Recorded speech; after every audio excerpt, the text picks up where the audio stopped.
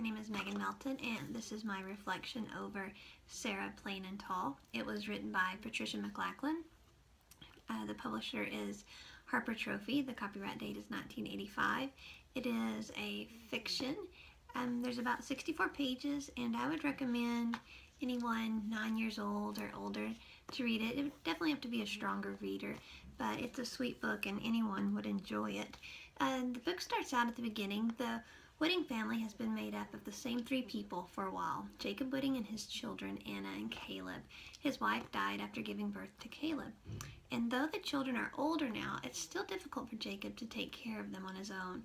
On top of that, the kids long for a mother to bring some sunshine and life into their family.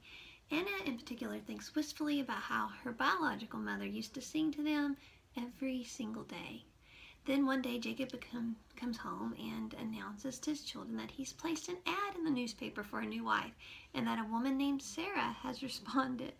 Jacob and the kids start corresponding regularly with Sarah, who lives in Maine and has never been married before. On the flip side, the Whitting family lives in the Midwest on a farm that's surrounded by beautiful prairies. Finally, Sarah writes to say that she'll come visit them for a month to see how she likes it and where they're at, and also to figure out if she would want to marry Jacob. She lets them know she'll come on train and will be wearing a yellow bonnet, and also that she is plain and tall.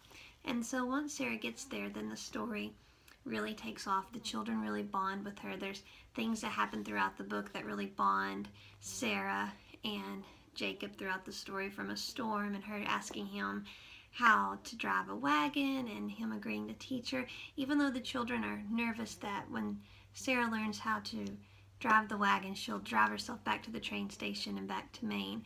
And so through all these sweet little events, towards the end of the story, Sarah leaves and the children are afraid that she's going to be gone forever.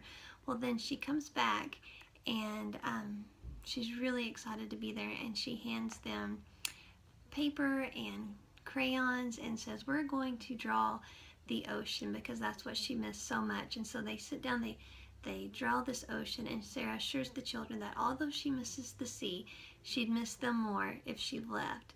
And the book ends with the Whitting family all together, content and joyful in the knowledge that 3 will be 4 soon, and that Sarah plans to stay with them for good.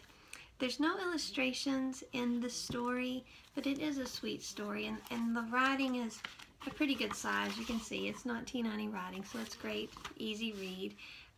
This book is great for any age because it truly teaches children the value of family.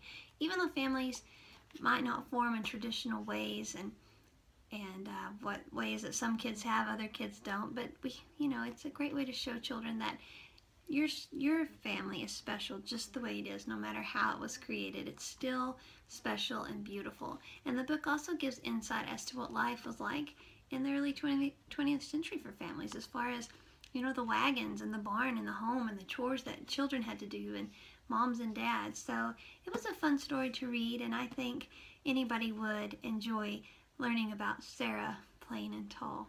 Have a great day.